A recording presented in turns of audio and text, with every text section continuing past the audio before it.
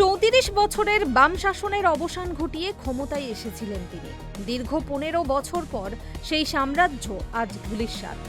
26-এর বিধানসভা নির্বাচনে গেরুয়া ঝড়ে পর্যদস্ত হওয়ার পর এবার হারানো জমি ফিরে পেতে মরিয়া মমতা বন্দ্যোপাধ্যায়।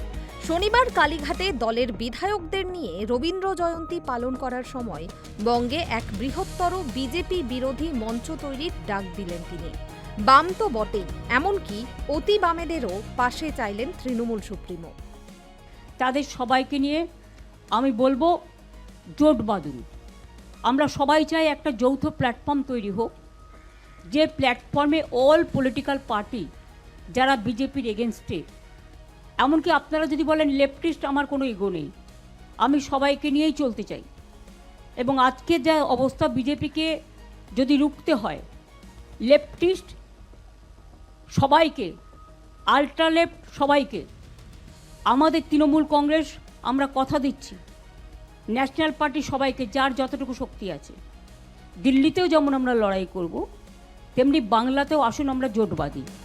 মমতা বন্দ্যোপাধ্যায়ের এই বন্ধুত্বের হাত বাড়ানো প্রস্তাব কার্যত নস্যাৎ করে দিয়েছে আলিমুদ্দিন। সোশ্যাল মিডিয়ায় তড়িঘড়ি প্রতিক্রিয়া জানিয়েছেন সিপিআইএম রাজ্য সম্পাদক মোহাম্মদ সেলিম। না, একদমই না। কোনো রাগঢাক না করেই তিনি সাফ জানিয়ে দেন, দুর্নীতি আর সাম্প্রদায়িকতার সঙ্গে কোনো আপোষ নয়। বাম সমর্থক এসইউসিআইও ফিরিয়ে দিয়েছে প্রাক্তন মুখ্যমন্ত্রীর প্রস্তাব। দলের মুখপাত্র অমিতাভ চট্টোপাধ্যায় স্পষ্ট করে দিয়েছেন, যাদের বিরুদ্ধে দীর্ঘ লড়াই চালিয়েছেন তাদের সঙ্গে জোটের কোনো প্রশ্নই নেই। এখন পরাজিত হয়ে উনি অনেক কথাই বলছেন, যেগুলো আমরা ফেসবুকে দেখছি। অফিসিয়ালি এরকম কিছু আমি শুনিনি। এই বাম বলতে তিনি কাদেরকে মিন করেছেন তাও আমি জানি। আন্দোলনের শেষ দিকে যখন সিপিএম এর অত্যাচার চূড়ান্ত মাত্রায় পৌঁছেছিল, তখন আমরা তাকে বলেছিলাম যে সিপিএম এর এবার যাওয়া উচিত সরকার থেকে। সেই সময় নির্বাচনের ক্ষেত্রে আমাদের তৃণমূলের সঙ্গে একটা জোট হয়েছিল, কিন্তু সেটা শুধুমাত্র ভোটের সময়।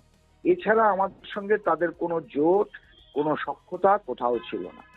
তার 15 বছরের ইতিহাস পর্যালোচনা করলে সে গণতন্ত্রের কোনো ধরা ছোঁয়ার বাইরে তার মতো স্বৈরাচারী মনোভাব, যে হেরে গিয়েও পদত্যাগ করতে চায় না, সে তার সঙ্গে গণ আন্দোলন, মানুষের স্বার্থের আন্দোলন, এ স্বপ্নের অতীত। মমতা বন্দ্যোপাধ্যায় বামপন্থী নন, এবং তার তিনি বামপন্থী তো প্রথমত ননই, তিনি একটি দক্ষিণপন্থী দলের প্রধান কর্ত্রী হিসেবেই ছিলেন প্রথম থেকেই।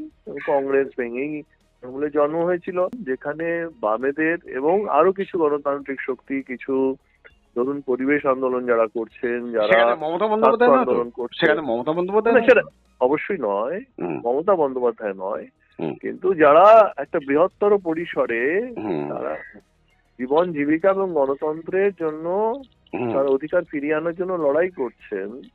এবং এই ফ্যাসিবাদ যখন পশ্চিমবঙ্গকে দখল করেছে, সুতরাং তার পরিণতিটা কোন দিকে যাবে আমরা সকলে জানি। বিজেপির বিরুদ্ধে লড়াইয়ের জন্য মমতার এই মরিয়া ডাক কি তবে বিফলেই যাবে? রাজনৈতিক বিশ্লেষকদের মতে 15 বছর ধরে তৃণমূলের হাতে আক্রান্ত হওয়া বাম কর্মীরা এই জোটের প্রস্তাব কোনোভাবেই মেনে নেবেন না। ফলে বিরোধী ঐক্য গড়ার আগেই ধাক্কা খেলেন Trinamool supremo. Bureau report, KTV Bangla.